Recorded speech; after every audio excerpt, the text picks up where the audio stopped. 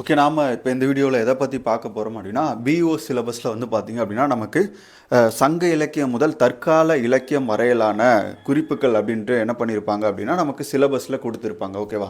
தமிழை பொறுத்த வரைக்கும் நீங்கள் இந்த சங்க இலக்கியம் முடித்தாலே உங்களுக்கு பெரும் பகுதி முடிச்சிடும். எப்படின்னு பார்த்தீங்கன்னா, இப்போ நம்ம சங்க இலக்கியம் எடுத்துக்கிட்டிங்கன்னா அது 10 பாட்டு, அதுக்கப்புறம் 8 தொகை. ஓகேவா? இந்த 8 தொகை 10 பாட்டில் இருக்கக்கூடிய கிட்டத்தட்ட 18 நூல்கள் தான் வந்து பார்த்திங்கன்னா நமக்கு பெரும்பாலும் ஸ்கூல் புக்கில் வந்து நிறைய இடங்களை ஆக்கிரமிச்சிருக்கும். ஓகேவா? அப்போ இந்த 18 மேற்கணக்கு நூல்களையும், அதாவது சங்க இலக்கியத்தை படித்தாலே நம்ம பெரும்பாலான தமிழ் சிலபஸ் வந்து பார்த்திங்கன்னா கவர் பண்ணிடலாம். அதில் உங்களுக்கு முதல் வகுப்பாக வந்து பார்த்திங்கன்னா சங்கம் அப்படின்னா என்ன அப்படின்றதான் பார்க்க போகிறோம். ஓகேவா? ஓகே, சங்கம் அப்படின்னா என்ன அப்படின்னு பார்த்தீங்கன்னா, புலவர்கள் கூடி இருக்கக்கூடிய அவையை அந்த காலகட்டத்தில் என்னன்னு சொன்னாங்க அப்படின்னா சங்கம் அப்படின்னு சொன்னாங்க. ஓகேவா? புலவர்கள் கூடியிருந்த காலகட்டத்தை அந்த காலத்தில் என்னன்னு சொன்னாங்க அப்படின்னா சங்கம் அப்படின்னு சொல்லுவாங்க. ஓகேவா? நம்முடைய குறிப்புகளில் வந்து பார்த்தீங்க அப்படின்னா பெரும்பாலும் இந்த 18 மேற்கணக்கு நூல்களில் சங்கம் அப்படின்ற வார்த்தை இடம்பெறாது. வச்சரநந்தி அப்படின்ற ஒருத்தர் தான் வந்து பார்த்தீங்கன்னா சங்கம் அப்படின்ற வார்த்தையை முதலாக பயன்படுத்துகிறாரு. அவர் தான் என்ன பண்ணார் அப்படின்னா 4வது தமிழ் சங்கத்தை வந்து பார்த்தீங்கன்னா நிறுவியிருப்பார். ஓகேவா? அப்போ அவருடைய காலகட்டத்தில் அந்த சங்கம் அப்படின்ற வார்த்தையை அவர் குறிப்பிட்டு சொல்கிறாரு. அதுக்கப்புறம் நிறைய இலக்கியங்களில் வந்து பார்த்தீங்க அப்படின்னா இந்த சங்கம் அப்படின்ற வார்த்தை வந்து எடுத்தாளப்பட்டிருக்கும். சங்கம் வைத்து தமிழ் வளர்த்தவர்கள் யார் அப்படின்னு கேட்டிங்கன்னா பாண்டிய மன்னர்கள். அதே மாதிரி சங்க காலத்தில் சேர சோழ பாண்டியர்கள் அப்படின்ற மூவேந்தர்கள் வந்து பார்த்தீங்கன்னா தமிழக பகுதியில் ஆட்சி புரிந்திருப்பாங்க. அதில் குறிப்பாக வந்து பார்த்தீங்கன்னா மதுரையை தலைமையிடமாக கொண்டு ஆட்சி புரிந்தவர்கள் தான் நம்முடைய பாண்டிய மன்னர்கள். ஓகேவா?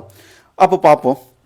இங்கே பாருங்கள், பாண்டிய மன்னர்கள் தொடக்கத்தில் கடல் கொண்ட தென்மதுரையை தலைநகராக கொண்டு ஆட்சி செய்தனர். ஓகேவா? தென்மதுரை அப்படின்றது எங்கே இருந்துச்சு அப்படின்னு பார்த்தீங்கன்னா, கிட்டத்தட்ட இப்போ இருக்கக்கூடிய தமிழகம் இருக்கு இல்லையா, அதோடு சேர்ந்து இங்கே இருக்கக்கூடிய இலங்கை பகுதி இருக்கு இல்லையா, இப்போ இந்த பரப்பு முழுவதும் அப்போது எப்படி இருந்துச்சு அப்படின்னா ஒன்றிணைந்து இருந்தது. ஓகேவா? இதுக்கு இடையில மேரு மலைகளும் பளிரு ஆறுகளும் என்ன பண்ணியிருக்கும் அப்படின்னா பாய்ந்து விரிந்திருக்கும். ஓகேவா? மேரு மலைகளும் பளிரு ஆறுகளும் வந்து பார்த்திங்கன்னா பாய்ந்து விரிந்த பகுதியை தான் நம்ம தென்மதுரை அப்படின்னு சொல்கிறோம். இப்போ இந்த தென்மதுரையை பொறுத்த வரைக்கும் உங்களுக்கு எந்த ஆற்றங்கரையில் அமைஞ்சிருந்தது அப்படின்னு சொல்லிட்டு கேட்பாங்க. பளிரு ஆற்றங்கரை. இது நான் உங்களுக்கு வந்து பின்னாடி பிடிஎஃப்ல கொடுத்துருக்கேன். ஓகேவா? பளிரு ஆற்றங்கரை. அப்போ இந்த பகுதி என்ன பண்ணுது அப்படின்னா கடல் கோளால் அழிக்கப்படுது. அதாவது சுனாமியால் இந்த பகுதி அழிக்கப்பட்டு துண்டாடப்படுது. ஓகேவா?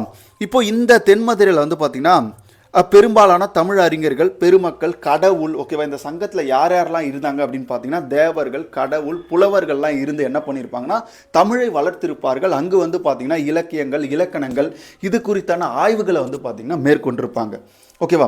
அப்போது முதல்ல இந்த சங்கம் அப்படின்றது எங்கே ஆரம்பிக்கப்பட்டது அப்படின்னா தென்மதுரையில் ஆரம்பிச்சிருப்பாங்க. அதுவும் குறிப்பாக பளிரு ஆற்றங்கரையில் வந்து ஆரம்பிக்கப்பட்டது.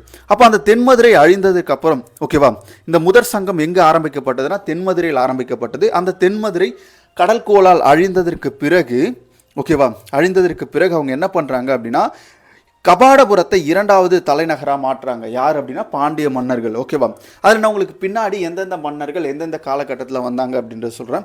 அப்போ இந்த கபாடபுரத்தை தலைமையிடமாக கொண்டு அங்கும் என்ன பண்ணுறாங்க, புலவர்களான ஒரு அவையை வைத்து சங்கம் வைத்து தமிழை வந்து பார்த்திங்க அப்படின்னா பாண்டிய மன்னர்கள் வளர்த்துருக்காங்க. இப்போ இந்த கபாடபுரமும் என்ன பண்ணுது அப்படின்னா குறிப்பாக அழியுது. இப்போ இந்த கபாடபுரம் எங்கே இருந்துச்சு அப்படின்னு கேட்டிங்கன்னா குமரி ஆற்றங்கரையில் இருந்துச்சு. கபாடபுரம் எங்கே இருந்துச்சு அப்படின்னா குமரி ஆற்றங்கரையில் இருந்துச்சு. ஓகேவா?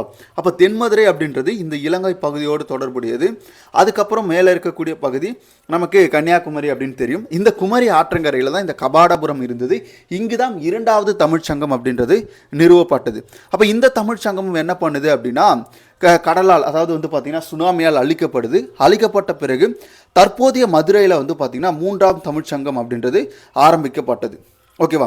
இப்போ இந்த சங்கம் இருக்கு இல்லையா, இந்த சங்க இலக்கியங்களுடைய காலம் என்னன்னு கேட்டாங்கன்னா கிமு 2ஆம் நூற்றாண்டுலேருந்து கிபி 2ஆம் நூற்றாண்டு வரையிலான காலத்தை சங்க காலம் அப்படின்னு சொல்லுவாங்க. ஓகேவா? அதில் குறிப்பாக வந்து பார்த்திங்கன்னா கிமு 300லேருந்து கிபி 300 வரையிலான காலம். இது பெரும்பாலான அறிஞர்களால் ஏற்றுக்கொள்ளப்பட்ட காலம். ஓகே, இதில் நம்ம என்ன பண்ணிடலாம் அப்படின்னா எந்தெந்த ஏரியாவில் கொஷின் கேட்பாங்க அந்த ஏரியா பற்றி நம்ம பார்ப்போம். குறிப்பாக இந்த ஏரியா கொஷின் கேட்பாங்க சங்கம். ஓகேவா? இங்கே பாருங்கள், இதில் ரொம்ப முக்கியமானது சங்கம் என்ற பெயரை முதலில் என்ன அப்படின்றது பார்ப்போம். சங்க இலக்கியங்கள் என்று சொல்லப்படுகிற, நல்லா புரிஞ்சுக்கோங்க, நம்ம சங்க இலக்கியம் என்று சொல்லப்படுகிற பதினெண் மேற்கணக்கு நூல்கள் இருக்கியா, அதாவது 10 பாட்டும் 8 தொகையும் 10 பாட்டும் சேர்ந்தது 11 மேற்கணக்கு நூல்கள் அப்படின்னு சொல்லுவாங்க. இந்த 11 மேற்கணக்கு நூல்களை தான் நம்ம சங்க இலக்கியம் சொல்லுவோம். அப்போ இந்த சங்க இலக்கியம், அதாவது 8 தொகை 10 பாட்டில் உங்களுக்கு சங்கம் அப்படின்ற ஒரு வார்த்தையே இல்லை. ஓகேவா, நல்லா புரிஞ்சுக்கோங்க. சங்கம் அப்படின்ற வார்த்தை சங்க இலக்கியங்களில் குறிப்பிடப்படலை. புரியுதுங்களா? இதுவே நமக்கு ஒரு கொஷின் தான். அடுத்து பாருங்க, கிபி 400 வாக்கில் ஓகேவா வச்சன் நந்தி அப்படின்றவர் 4ஆம் தமிழ் சங்கத்தை ஏற்படுத்துறாரு. பிறகு அவர் என்ன பண்ணுறாரு அப்படின்னா அந்த சங்கம் அப்படின்ற வார்த்தையை பயன்படுத்துகிறார். யார் அப்படின்னு கேட்பாங்க, வச்சரநந்தி. இதே மாதிரி சமண துறவிகள், பௌத்த துறவிகள் கூடியிருக்கக்கூடிய இடங்கள்லாம் என்னன்னு சொல்லுவாங்க அப்படின்னா சங்கம் அப்படின்னு சொல்லுவாங்க. ஓகேவா, அவங்க கூடி தொண்டாற்றக்கூடிய இடங்களை சங்கம் அப்படின்ற வார்த்தையை பயன்படுத்தியிருப்பாங்க. ஓகே, இதுதான் வந்து பார்த்திங்கன்னா இதில் இருக்கக்கூடிய கொஞ்சம் முக்கியமான விஷயம். இதுக்கப்புறம் நம்ம என்ன பண்ணிடலாம் அப்படின்னா முச்சங்கம், அந்த முச்சங்கத்தில் அதனுடைய வரலாறு, அதனுடைய ஆதரித்த அரசர்கள், பாடிய புலவர்கள், இவர்களை பற்றியெல்லாம் நம்ம என்ன பண்ண போகிறோம் அப்படின்னா பார்க்க போகிறோம். ஓகேவா, இதில் குறிப்பாக நம்ம அதை பார்க்கறதுக்கு முன்னாடி ஓகே இங்கே பாருங்கள், இதில் நிறைய எடுத்துக்காட்டுகளை பின்னாடி பார்ப்போம். ஓகே பாருங்கள், இதுதான் உங்களுக்கு கொஷின் ஏரியா, முச்சங்கத்துடைய தகவல்கள். ஓகேவா, இங்கே பாருங்கள், சங்கம் அது இருந்த இடம். ஓகேவா, அதுக்கப்புறம் காலம், ஆதரித்த அரசர்கள், பாடிய அரசர்கள், இவர்களை பற்றி தான் பார்க்க போகிறோம். முதல் சங்கம் எங்கே இருந்துச்சு அப்படின்னா தென்மதுரை, அதாவது பளிர் ஆற்றங்கரை அப்படின்னு சொல்லுவாங்க. குறிப்பாக இந்த பளிர் ஆறு எங்கே ஓடிச்சு அப்படின்னா நம்ம குமரிக்கும் இலங்கைக்கும் இடையிலான பகுதிகளில் ஓடிச்சு, மேருமலையை ஒட்டிய பகுதிகளில் வந்து இது இருந்திருக்கும். ஓகேவா, அப்போ முதற் சங்கம் தென்மதுரை, எந்த ஆற்றங்கரை, பளிர் ஆற்றங்கரை. இதனுடைய காலம் என்ன பார்த்தீங்கன்னா 4440 ஓகேவா ஆண்டுகளுக்கு முற்பட்ட இந்த சங்கம் அப்படின்றது செயல்பட்டிருக்கும். ஓகேவா, கிட்டத்தட்ட 4440 ஆண்டுகள் வந்து பார்த்தீங்கன்னா இந்த சங்கம் செயல்பட்டிருக்கும்.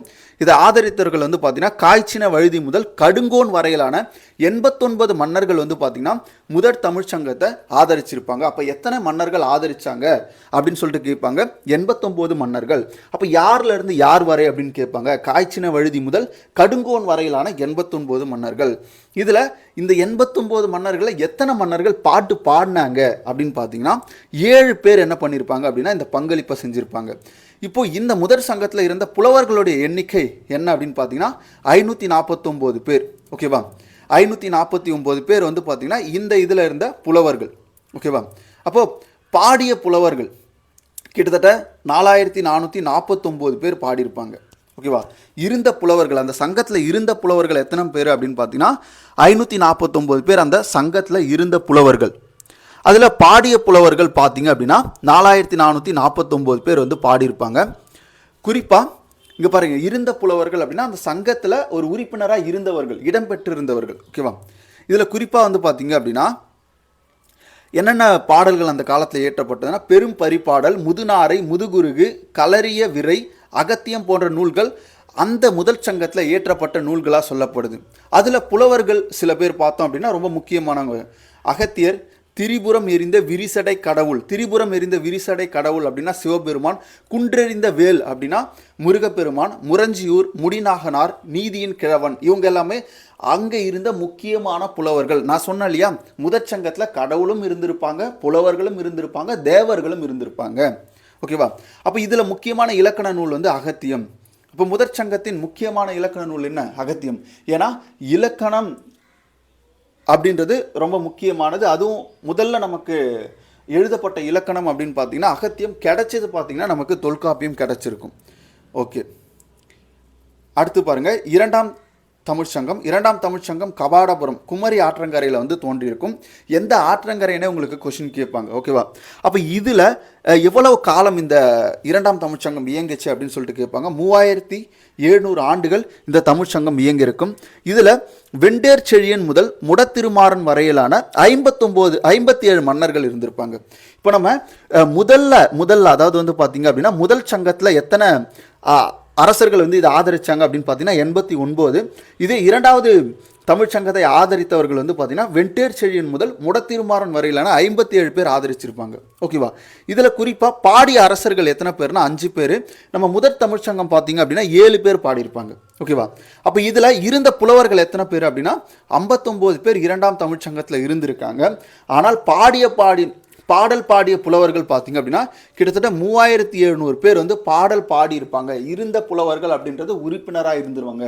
ஓகேவா?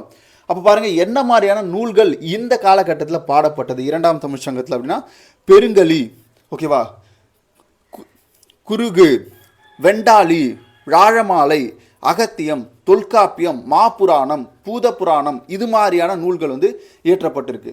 அப்போ பாருங்க இந்த தமிழ் சங்கத்தில் முதல் தமிழ் சங்கத்திலையும் அகத்தியர் இருந்திருப்பார், இரண்டாவது தமிழ் சங்கத்திலையும் அகத்தியர் இருந்திருப்பார். அகத்தியருடைய மாணவரான தொல்காப்பியர் இரண்டாவது தமிழ் சங்கத்தில் இருந்திருப்பார். இரந்தையூர் கருங்கோழி, மோசி வெள்ளூர் காப்பியன், சிறுபாண்டராங்கன், திரையன் மாறன், துவரைக்கோன், கீரந்தையர் இவர்கள் எல்லாமே இந்த காலகட்டத்தில் இருந்த முக்கியமான புலவர்கள்.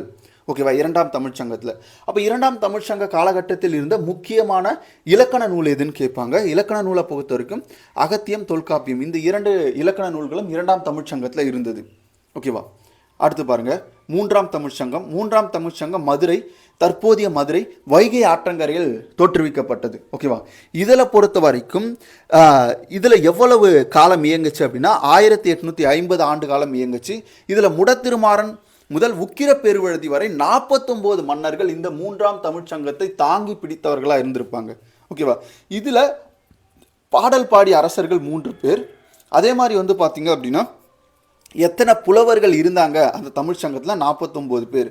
ஆனால் பாடல் எத்தனை பேர் பாடினாங்க அப்படின்னா 449 பேர் வந்து பாடல் பாடிய புலவர்கள்.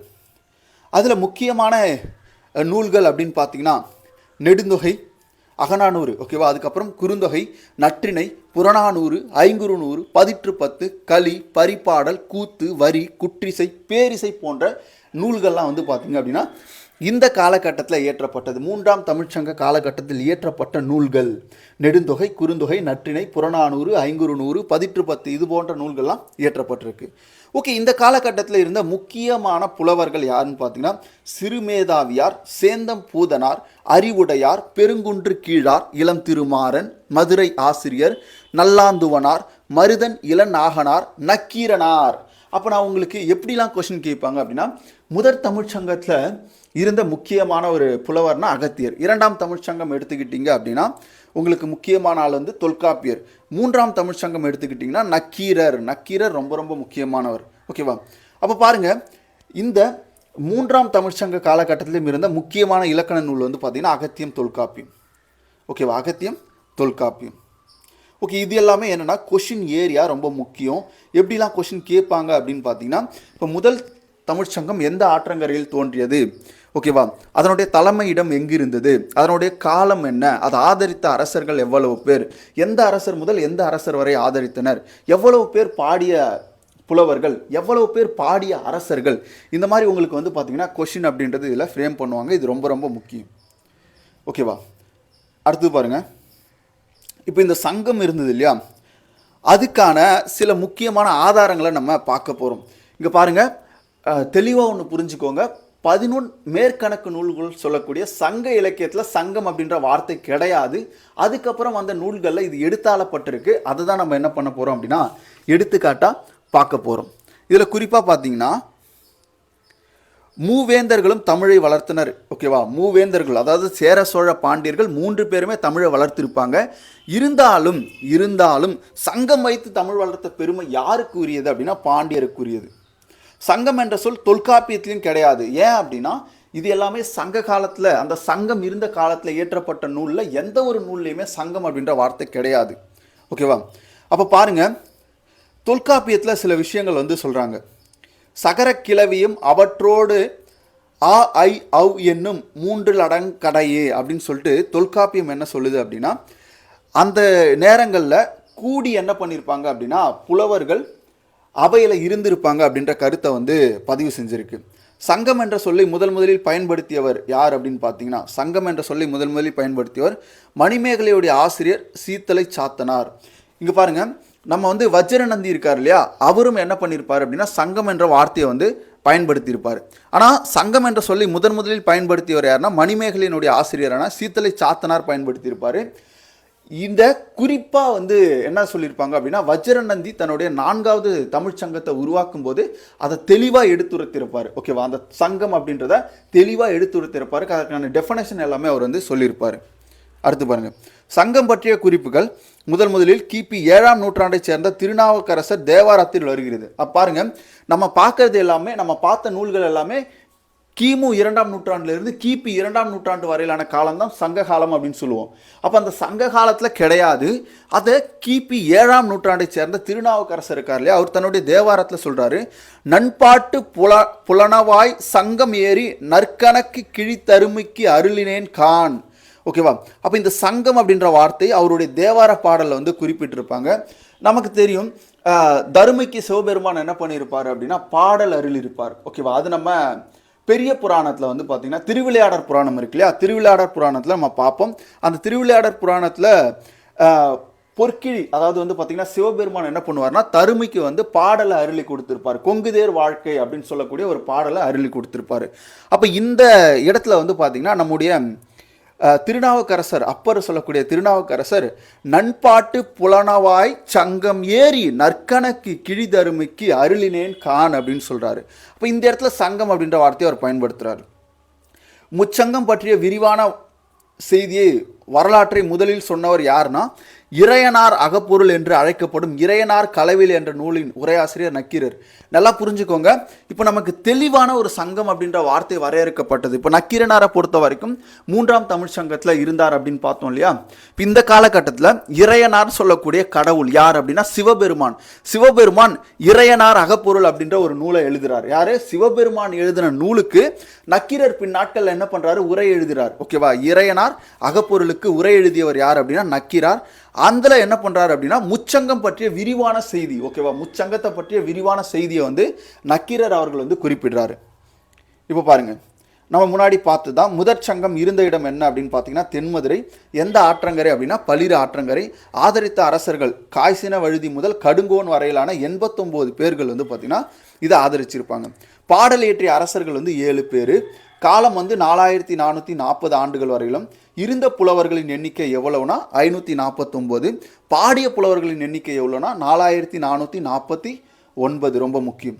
இதில் முக்கியமான நூல்கள் என்னென்ன அப்படின்னு பார்த்தீங்கன்னா பெரும் பரிபாடல், முதுநாரை, முதுகுருகு, களரிய விரை, அகத்தியம்.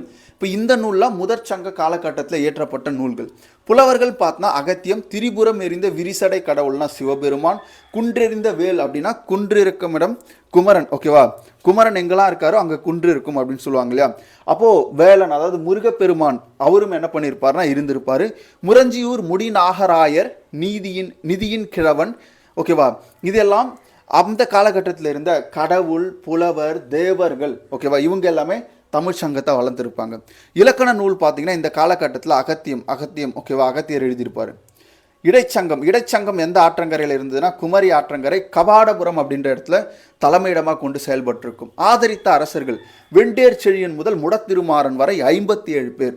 பாடிய மன்னர்கள் எவ்வளவு பேர் அப்படின்னு கேட்பாங்க. பாடிய மன்னர்கள் வந்து பார்த்தீங்கன்னா 57 பேர். அதாவது இருந்த மன்னர்கள் வந்து, ஆதரித்த மன்னர்கள் வந்து 57 பேர். பாடிய மன்னர்கள் எத்தனை பேர்னா 5 பேர். காலம் வந்து 3700 ஆண்டுகள். இருந்த புலவர்கள் 59 பேர். ஆனால் பாடிய புலவர்கள் 3700 பேர். இதில் முக்கியமான நூல்கள் அப்படின்னு பார்த்தீங்கன்னா பெருங்கலி, குறுகு, வெண்டாளி, விராழமாலை, அகத்தியம், தொல்காப்பியம், மாப்புராணம், பூத புராணம், இசை நூல் விளக்கம். இது எல்லாமே அப்போ இருந்த நூல்கள். புலவர்கள் பார்த்தீங்கன்னா அகத்தியர், தொல்காப்பியர், இருந்தையூர் கருங்கோழி மோசி, வெள்ளூர் காப்பியன், சிறுபாண்டாரன், திரையன் மாறன், துவரைக்கோன், கீரந்தையார். இவங்க எல்லாமே அந்த காலகட்டத்தில் இருந்த முக்கிய புலவர்கள். இலக்கணம் பார்த்தீங்கன்னா அகத்தியம், தொல்காப்பியம். அடுத்து பாருங்க, கடைச்சங்கம் இன்றைய மதுரையில் இருந்திருக்கும். வைகை ஆற்றங்கரையில் இந்த கடைச்சங்கம் அப்படின்றது அமைக்கப்பட்டிருக்கும். ஆதரித்த அரசர்கள் பார்த்தீங்கன்னா முடத்திருமாறன் முதல் உக்கிர பெருவழுதி வரை 49 மன்னர்கள் வந்து ஆதரிச்சிருப்பாங்க. பாடிய மன்னர்கள் 3 பேர். காலம் பார்த்தீங்கன்னா 1850 ஆண்டுகள். இருந்த புலவர்கள் எத்தனை பேர் அப்படின்னு பார்த்தீங்கன்னா 49 பேர். பாடிய புலவர்கள் 449 பேர். ஓகேவா? இதில் முக்கியமான நூல்கள் நெடுந்தொகை என்று அழைக்கப்படக்கூடிய அகநானூறு, குறுந்தொகை என்று அழைக்கப்படக்கூடிய குறுந்தொகை தான் நற்றிணை, நற்றிணை அப்படின்னு சொல்லுவாங்க. புறநானூறு, ஐங்குறுநூறு, 10 களி, பரிபாடல், கூத்து, வரி, குற்றிசை, பேரிசை போன்ற முக்கிய நூல்கள் இந்த காலகட்டத்தில் இருந்திருக்கும். புலவர்கள் பார்த்தீங்கன்னா சிறுமேதாவியார், சேந்தம் பூதனார், அறிவுடையார், பெருங்குன்று கீழார், இளத்திருமாறன், மதுரை ஆசிரியர் நல்லாந்தோனார், மருதநலி நாகனார், மதுரை கணக்காய மகனார் நக்கீரனார், இவங்கெல்லாம் அந்த காலகட்டத்தில் இருந்த முக்கிய புலவர்கள் 3ஆம் தமிழ்ச்சங்கத்தில். அதில் குறிப்பாக நக்கீரர் அப்படின்றவர் ரொம்ப முக்கியமானவர். நீங்கள் முதல் தமிழ்ச்சங்கம் எடுத்துக்கிட்டிங்கன்னா அகத்தியர், 2வது தமிழ்ச்சங்கம் எடுத்துக்கிட்டால் தொல்காப்பியர், 3வது தமிழ்ச்சங்கம் எடுத்துக்கிட்டிங்கன்னா நக்கீரர். ஓகேவா? அப்போ இருந்த இலக்கண நூல்கள் அகத்தியம், தொல்காப்பியம். அடுத்தது பாருங்க, இதில் சில முக்கியமான தகவல்கள். திரிபுரம் எறிந்த விரிசடை கடவுள்லாம் யாருன்னு சொன்னோம் இல்லையா? சிவபெருமான். ஆலவாய் பெருமான் அப்படின்னா சிவன். இதெல்லாம் திருவிளையாடற் புராணத்தில் வந்து சொல்லியிருப்பாங்க. குன்று எறிந்த வேல் அப்படின்னா முருகன். துவரை கோமான், கோமான் அப்படின்னா கோனா பசு, கோமான் அப்போ கண்ணன், ஆயர்களுடைய தலைவனாக இருக்கக்கூடிய கண்ணனை இங்கே சொல்லியிருப்பாங்க. நதியின் கிழவன் யாருன்னு கேட்பாங்க, குபேரன். ஓகே, நிதியின் கிழவன். ஓகே, தப்பாக சொல்லிட்டேன், நிதியின் கிழவன். ஓகேவா? குபேரன் தான் என்ன, பணக்காரர். அப்போது நிதி யாருக்கிட்ட இருக்கும் அப்படின்னா குபேரன் கிட்ட தானே இருக்கும். அப்போ நிதியின் கிழவன் யார் அப்படின்னா குபேரன். அடுத்து பாருங்கள், 3 சங்கங்களையும் ஆதரித்த மொத்த அரசர்கள் டோட்டல் எவ்வளோன்னு நமக்கு கொஷின் கேட்கலாம். ஓகேவா? முதல் சங்கத்தில் 89, 2வது தமிழ் சங்கத்தில் 59, 3ல் 49, மொத்தம் 197 அரசர்கள் வந்து பார்த்தீங்கன்னா இந்த 3 தமிழ் சங்கங்களையும் ஆதரிச்சிருப்பாங்க. மொத்த காலங்கள் எவ்வளோ அப்படின்னு பார்த்தீங்கன்னா இந்த தமிழ்ச்சங்கம் 3 தமிழ்ச்சங்கங்களும் இருந்த மொத்த காலங்களுடைய கூட்டுத்தொகை 9990 ஆண்டுகள். மொத்த புலவர்கள் 8598 பேர் இருந்திருப்பாங்க. காய்ச்சின வயது முதல் கடுங்கோன் வரையிலான அரசர்கள் முதல் தமிழ்ச்சங்கத்தையும், வெண்டேர் செழியன் முதல் முடத்திருமாறன் வரையில் இருக்கக்கூடிய அரசர்கள் 2ஆம் தமிழ்ச்சங்கத்தையும், முடத்திருமாறன் முதல் உக்கிரப்பேருவழுதி வரை இருக்கக்கூடியவர்கள் கடைச்சங்கம் வரையிலான இந்த தமிழ்ச்சங்கத்தை வந்து ஆதரிச்சிருப்பாங்க. இங்கே பாருங்கள், இடைக்கடை சங்கத்திற்கு உரிய மன்னர் யாருன்னு கேட்பாங்க, முடத்திருமாறன். முடத்திருமாறனை பொறுத்த வரைக்கும் 2வது தமிழ் சங்கத்திலையும் 3வது தமிழ் சங்கத்திலும் இருந்த ஒரு முக்கிய மன்னர் முடத்திருமாறன். முச்சங்கத்திற்கு உரிய நூல் எது அப்படின்னு கேட்பாங்க, அகத்தியம். முச்சங்கத்திற்கு உரிய நூல் எது அப்படின்னா அகத்தியம். முத்தமிழ் இலக்கண நூல் எது அப்படின்னு பார்த்தீங்கன்னா அகத்தியம். முத்தமிழ் இலக்கண நூல் அகத்தியம். எழுத்து, சொல், பொருள், யாப்பு, அணி, ஆக்சுவலி அது 5 இலக்கண நூல். ஓகேவா? அகத்தியம் 5 இலக்கண நூல். அங்கே முத்தமிழ், நம்ம முத்தமிழ் அப்படின்னா இயலிசை நாடகம் சொல்லுவோம் இல்லையா, அது. அப்போ முத்தமிழ் இலக்கண நூல் எது அப்படின்னா அகத்தியம். இயற்றமிழ் இலக்கண நூல் வந்து தொல்காப்பியம். இயற்றமிழ் இலக்கண நூல் வந்து தொல்காப்பியம். இசைத்தமிழ் இலக்கண நூல் எதுன்னு கேட்பாங்க, முதுநாரை. இசைத்தமிழ் இலக்கண நூல் எது அப்படின்னு கேட்பாங்க, முதுநாரை. நாடக தமிழ் இலக்கண நூல் இந்திர காளியம், பஞ்சமரபு. இது வந்து நாடக தமிழ் இலக்கண நூல். இது நாடகத்துக்கான இலக்கணங்களை வகுக்கும். ஒரு நாடக மேடை எப்படி இருக்கணும், ஒரு நாடக அரங்கு எப்படி அமைக்கப்பட வேண்டும், ஒரு நாடகம் அப்படின்றது எப்படி வந்து இயற்றப்பட வேண்டும் அப்படின்றதுக்கான இலக்கணம். இப்போ இசைத்தமிழை பொறுத்த வரைக்கும் இசைத்தமிழ் இலக்கண நூலில் அந்த இசைத்தமிழுக்கான வரையறைகள் குறிப்பிடப்பட்டிருக்கும். ஓகேவா? ஓகே, பாருங்கள். புலவர்களுடைய தலைவராக இப்போ யார் இருந்திருப்பார் அப்படின்னா அகத்தியர். அகத்தியருடைய மாணவர்கள் கிட்டத்தட்ட 12 பேர். அந்த 12 பேரில் குறிப்பிடத்தக்கவங்க யார் அப்படின்னு பார்த்தீங்கன்னா தொல்காப்பியர், அதங்கோட்டாசான், பனம்பாரனார், காக்கை பாடினியார், நத்தத்தன் ஆகியோர் குறிப்பிடத்தக்கவர்கள். அகத்தியரின் மாணவர்கள் 12 பேர் சேர்ந்து எழுதிய நூல் எதுன்னு கேட்பாங்க, பன்னிரு படலம். அகத்தியருடைய மாணவர்கள் 12 பேரும் சேர்ந்து எழுதிய நூல் எதுன்னு கேட்பாங்க, பன்னிரு படலம். ஓகேவா? அப்போ இந்த பன்னிரு படலம் அப்படின்றது ஒரு புறநூல். புறநூல் அப்படின்னும் போது அது வந்து வீரம், வெற்றி, கொடை இதை பற்றி சொல்லக்கூடியது. ஓகேவா? அகத்தியர் எழுதிய நூல் வந்து அகத்தியம். இது வந்து 12,000 நூற்பாக்களை கொண்டது. தற்போது 103 நூற்பாக்கள் மட்டும்தான் நமக்கு கிடச்சிருக்கு. ஓகேவா? இது 12 பகுதிகளை உடையது. அவை வந்து என்னென்ன அப்படின்னு பார்த்தீங்கன்னா எழுத்து, சொல், பொருள், யாப்பு, சந்தம், வழக்கியல், அரசியல், அமைச்சியல், பார்ப்பனவியல், ஜோதிடவியல், கந்தர்வம், கூத்து, இது போன்ற 12 பகுதிகளை உள்ளடக்கியதான் இந்த அகத்தியர் எழுதிய அகத்தியம் நூல். அடுத்து பாருங்க, எள்ளென்று எண்ணெயை எடுப்பது போல் இலக்கியத்தினின்று எடுபடும் இலக்கணம் என்பது அகத்திய நூற்பா. ஒரு இலக்கணம் தோன்றணும் அப்படின்னா அதுக்கு முன்னாடி இலக்கியம் இருந்திருக்கணும் அப்படின்றதான் இந்த பாட்டில் சொல்கிறாங்க. ஓகேவா? இப்போ எள்ளில் இருந்து தான் நம்ம என்ன பண்ண முடியும், எண்ணெய் எடுக்க முடியும். இங்கே எல்லா எதை சொல்கிறாங்க அப்படின்னா இலக்கியத்தை சொல்கிறாங்க. எல்லா எதை சொல்கிறாங்க, இலக்கியத்தை சொல்கிறாங்க. எண்ணெயாக என்ன சொல்கிறாங்கன்னா இலக்கணத்தை சொல்கிறாங்க. அப்போது நமக்கு கிடைச்ச இந்த அகத்திய பற்றிய குறிப்புகளுக்கு முன்பே இலக்கியங்கள் நிறைய தமிழ் மொழியில் எழுதப்பட்டிருக்கு அப்படின்றத அகத்திய நூற்பா சொல்லுது. அடுத்து பாருங்க, சங்கம் இருந்ததற்கான அகச்சான்றுகள், நூட்களில் கிடைக்கக்கூடிய சான்றுகள். நிலந்தரு திருவின் பாண்டியன் அவையத்து. ஓகேவா? அப்போ தொல்காப்பிய நூற்பா பாயிரத்தில் வந்து சொல்லுது நிலம் தரு திருவின் பாண்டியன் அவையத்து அப்படின்னு சொல்லிட்டு. அப்போ பாண்டிய மன்னர்கள் அவையம், அதாவது அவைகள், புலவர்களை வைத்து தமிழை வளர்த்தார்கள் அப்படின்றத சொல்லுது. ஓகேவா? அடுத்து பாருங்க, தொல்லானை நல்லாசிரியர் புனர்கூட்டு உண்ட புகழ்சால் சிறப்பின் நிலந்தரும் திருவின் நெடியோன் யாருன்னா பாண்டிய மன்னன். இந்த பாண்டிய மன்னன் என்ன பண்ணுறாரு அப்படின்னா நிறைய ஆசிரியர்கள், நல்ல ஆசிரியர்கள் அப்படின்னா புலவர்களை கூட்டி அவர் சங்கம் வைத்திருந்தார் அப்படின்ற செய்தியை மதுரை காஞ்சி பார்த்திங்கன்னா குறிப்பிடுது. அதே மாதிரி தமிழ்நிலை பெற்ற தாங்கரு மரபின் மகிழ் நனை மருவின் மதுரை என்று சிறுபான்நாட்டுப்படை குறிப்பிடுது. அப்போ தமிழை வளர்ப்பதற்காக நிலை பெற்ற ஒரு மரபை கொண்டு அதிலிருந்து என்ன பண்ணியிருப்பாங்க அப்படின்னா மதுரையில் தமிழ்ச்சங்கம் இருந்ததற்கான செய்தியை சிறுபான்நாட்டுப்படையும் குறிப்பிடுகிறது.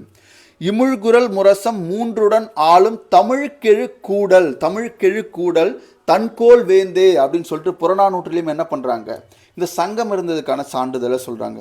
அடுத்து பாருங்க, ஓங்கிய சிறப்பின் உயர்ந்த கேள்வி மாங்குடி மருதன் தலைவனாக, மாங்குடி மருதன் அப்படின்ற ஒரு புலவர் தலைவராக உலகமோடு நிலைய பல புகழ் சிறப்பின் புலவர் பாடாது வரைக என் நிலவரை அப்படின்னு சொல்லிட்டு புறநானூற்றில் என்ன பண்ணியிருக்காங்க, குறிப்பிட்டிருக்காங்க. பாருங்க, பளிரு ஆற்றுடன் பன்மலை அடுக்கத்து குமரிகோடும் கொடுங்கடல் கொல்ல என்று சிலப்பதிகாரத்திலும் சங்கம் இருந்ததற்கான செய்திகள் குறிப்பிடப்பட்டிருக்கு.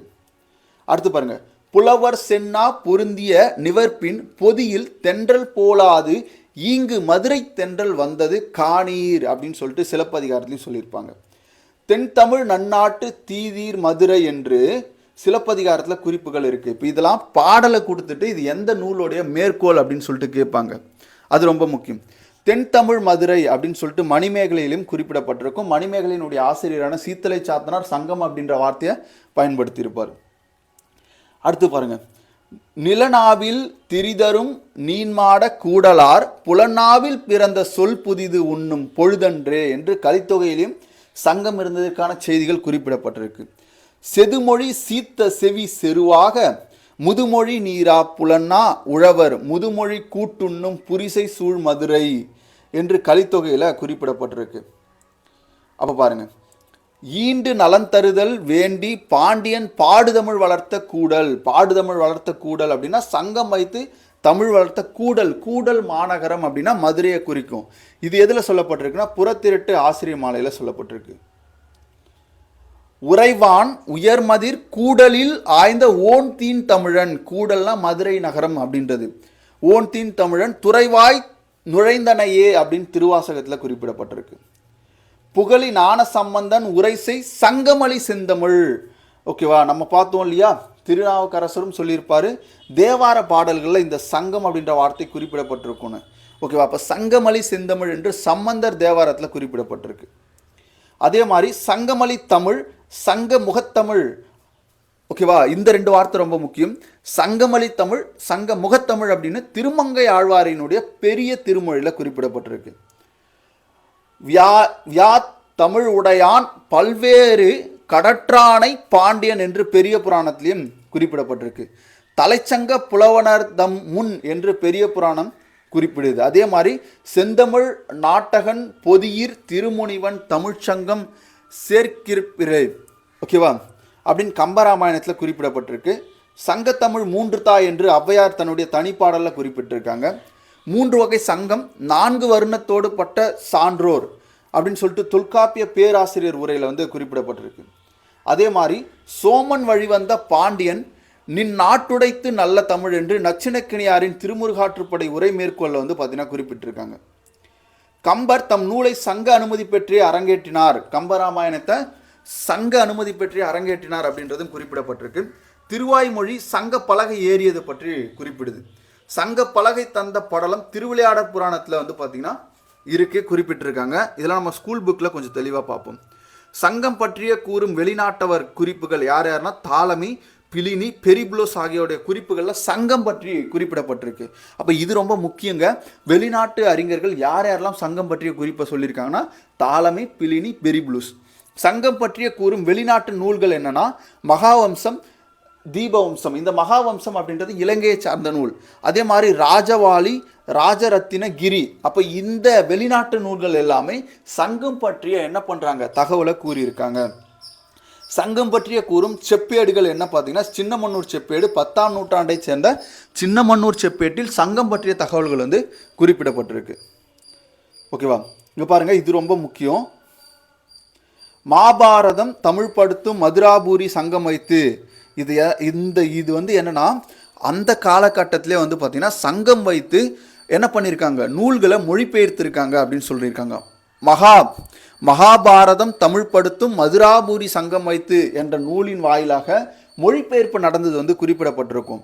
அப்போ இதை சொன்னது வந்து சின்னமனூர் செப்பேட்டில் இந்த வரிகள் வந்து இருந்திருக்கும். முச்சங்கத்தை மறுத்தவர் யார் அப்படின்னு கேட்பாங்க. பி.டி. சீனிவாச ஐயங்கார், கே.என். சிவராஜ பிள்ளை, கா. நமச்சிவாய முதலியார். இவங்கெல்லாம் முச்சங்கத்தையும் மறுத்தவர்கள். ஒரு சங்கத்தை மட்டுமே ஏற்றவர்கள் டி.ஆர். சேஷகிரி சாஸ்திரி, வி.ஆர். ராமச்சந்திர தீட்சிதர், கே.ஏ. நீலகண்ட சாஸ்திரி, வையாபுரி பிள்ளை. இவங்கெல்லாம் ஒரு சங்கத்தை மட்டும் ஏற்றவர்கள். முச்சங்கத்தையும் ஏற்றவர்கள் யார்னா உ.வே. சாமிநாதர் ஐயர், காசு பிள்ளை, கா. அப்பாதுரை, தேவநாய பாவனார். இவங்கெல்லாம் முச்சங்கங்களையும் ஏற்றவர்கள். ஓகேவா, இதுவே கொஸ்டினாக கேட்பாங்க. அடுத்து பாருங்க, இறையனார் களவியல் உரை யாருன்னா சிவபெருமான் இயற்றிய நூல். நூலின் பெயர் வந்து அகப்பொருள் அல்லது களவியல் அப்படின்னு சொல்லுவாங்க.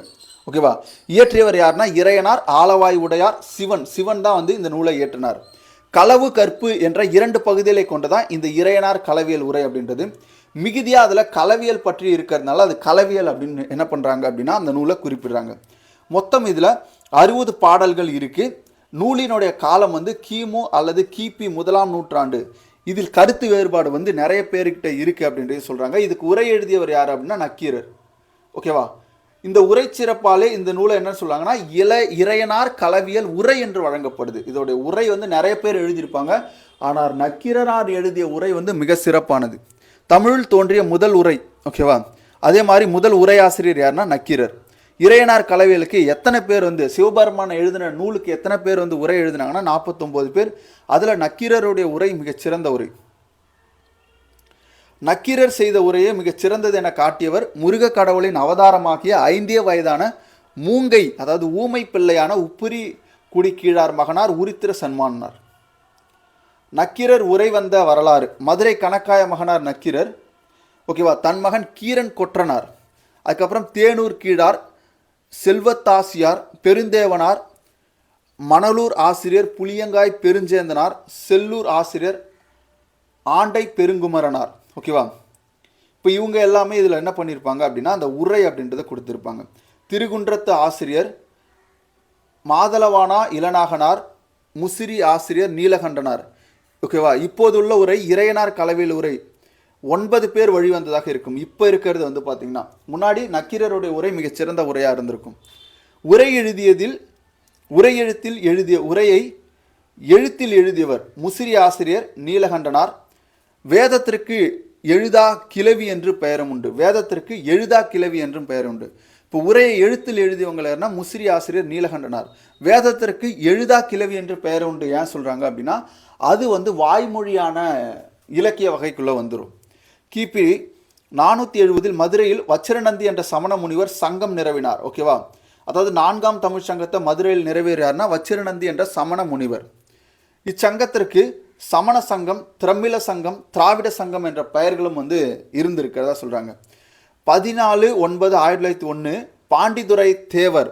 ஓகேவா, பாலவநத்தம் ஜமீன்தார் உக்கிர பாண்டியன் அப்படின்றது தான் பாண்டிதுரை தேவர் மதுரை சங்கம் நிறுவினார். ஓகேவா, இவரோட வந்து பார்த்தீங்க அப்படின்னா நம்முடைய சூரிய நாராயண சாஸ்திரி, ஊவேசா போன்றவர்களும் 1901 இவங்க என்ன பண்ணியிருப்பாங்க அப்படின்னா இதே 4ஆம் தமிழ் சங்கத்தை வந்து பார்த்தீங்கன்னா மதுரையில் நிறுவியிருப்பாங்க. யாருன்னா பாண்டிதுரையாருடைய தலைமையில். ஓகேவா, நம்ம சூரிய நாராயண சாஸ்திரி, பதிமா கலைஞருடைய மேற்பார்வையில் இந்த தமிழ்ச்சங்கம் அப்படின்றது நிறுவப்பட்டிருக்கும். யாமலேந்திரன் செய்தது என்ன நூல் வந்துன்னா இந்திர காளியம். ஓகேவா, அறிவனார் செய்தது பஞ்சமரபு. இது எல்லாமே அந்த சங்ககாலில் இருந்த நூல். ஆதிவாயலார் செய்தது பரதசேன பதியம். மதிவாணர் செய்தது நாடக தமிழ் நூல். சாரகுமாரன் செய்தது இசை நுணுக்கம். இது நூல், அதோடைய ஆசிரியர்கள். ஓகேவா, இப்போ ஆசிரியர்கள் அதோடைய நூல் வந்து இங்கே கொடுத்துருக்காங்க. இது அப்படியே பொறுத்துகளை கேட்பாங்க. வாச்சயனார் செய்தது காமசூத்திரம். அதிவீர ராம பாண்டியன் செய்தது கொக்கோகம். காமசூத்திரத்தை தமிழில் மொழிபெயர்த்தவர் யாருன்னா அதிவீரராம பாண்டியன். ஓகேவா, இன்னையோட இந்த கிளாஸில் வந்து பார்த்தீங்கன்னா அந்த பேசிக் இருக்கும் இல்லையா சங்கம் அப்படின்றது, அதை பற்றி சொல்லியிருப்போம்.